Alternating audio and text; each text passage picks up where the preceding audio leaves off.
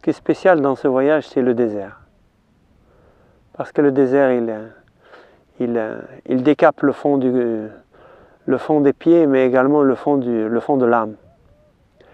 Le désert, il amène une douceur par ses formes, mais également une douceur dans l'âme de la personne qui traverse ce désert.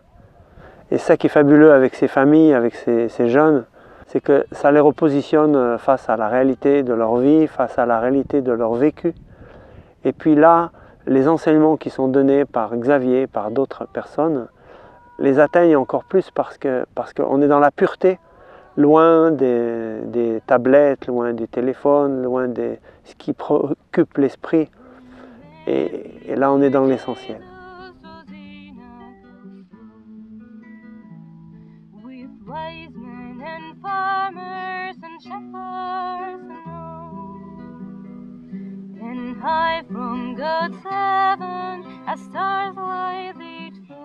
Ces voyages qui sont organisés depuis 2010, c'est une chance énorme de ressourcement. Ça fait depuis 28 ans que j'ai la chance de connaître le Sahara, les déserts. Et puis dans le désert, ça me permet de quitter le confort, de quitter la connexion au monde virtuel. Et puis les gens se perdent, ça a l'heure, parce qu'ils ont l'impression d'être moins seuls en étant sans arrêt connectés. Et en fait, ils sont déconnectés d'eux-mêmes, de l'essentiel et de la présence. Le voyage dans le désert leur permet et me permet de me reconnecter à cet essentiel, à la joie des gestes simples.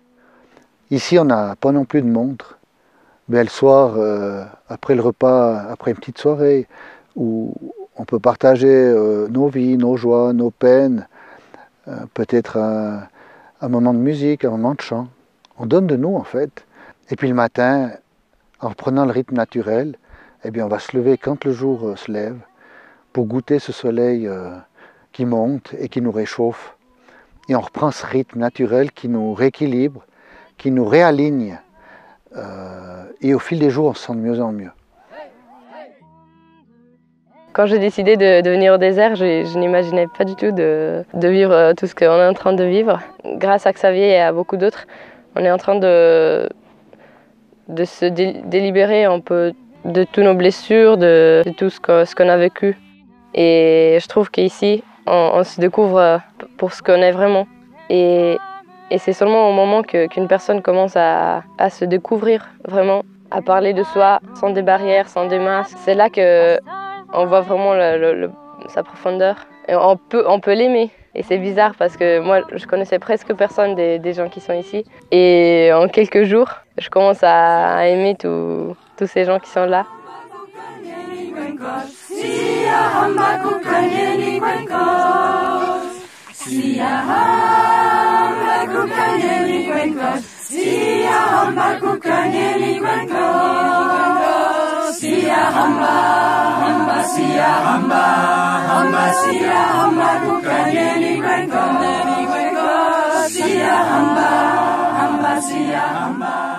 Le désert, c'est vraiment incroyable parce que on est face à tout ce qui est grand.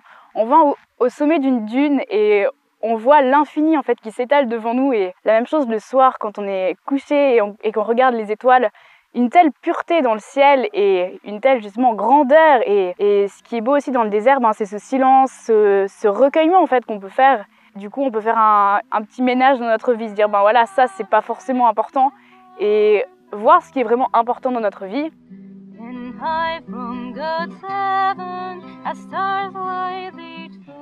Huit jours de marche dans le silence, dans l'immensité, dans le désert. Dans ce groupe, je suis prêtre. Cette marche particulière au début de cette année n'est pas une marche biblique, elle est une marche d'amitié, de famille. Mais cette marche nous permet de nous découvrir, de nous rencontrer. Alors, ce qui est marquant dans cette expérience, c'est de voir les uns et les autres qui marchent à leur rythme, à leur histoire, à leur vie, rencontrer les ressources profondes de leur histoire. Donc on a vu des changements, des grands bouleversement dans les cœurs parce que dans ce dépouillement, peut-être aussi dans le froid de la nuit, dans la difficulté, de la chaleur de la marche pour certains, une réalité profonde s'est découverte en chacun. Et nous avons vu le groupe s'unifier, se constituer comme une vraie famille, une famille humaine, une famille même famille en quête de sens. Alors voilà que le désert nous donne ce sens, et ce n'est pas pour rien que Dieu donne ces rendez-vous à notre chemin, pour que nous puissions, dans le dépouillement et le silence, trouver le sens profond de la vie. Ce qui me frappe également dans cette expérience, c'est le lien. Pour moi-même, j'ai pu me retirer, prier en silence, relire les textes sacrés, de la révélation, et aussi me rendre compte de la foi de ces chameliers, de ces guides berbères, avec leurs prières, leur fidélité, leur délicatesse. Et il m'a semblé toucher du doigt cette unité dans la foi, dans ceux qui croient dans le Dieu bon, le Dieu qui crée ce monde. Eh bien, au cœur du désert, nous étions même en famille avec des frères d'une autre confession, avec les frères de l'islam. Et ça, c'est aussi dans les temps que nous vivons une très très grande expérience. Et de là, pour moi, un signe d'espérance, un signe de paix. La paix est possible, la paix est dans le cœur de l'homme. Et ce désert et cette marche ensemble avec les chameliers berbères, les guides berbères, me permettent de voir que de ce monde fracassé peut jaillir un monde de paix.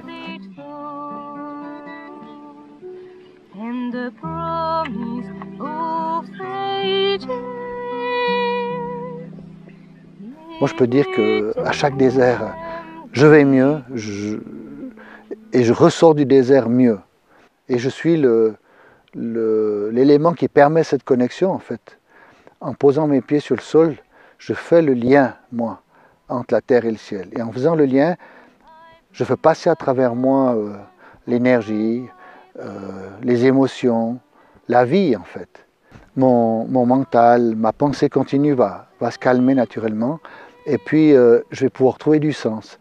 Je vais pouvoir mieux écouter mon maître intérieur, l'intuition du ciel. Et puis, en faisant ce travail, eh bien, je vais arriver après mieux à me connecter à l'autre, aux autres. Et il y a la bienveillance qui va s'installer. Cela me nourrit et me donne ensuite les ressources, l'énergie pour la suite de mon chemin. He surely could with that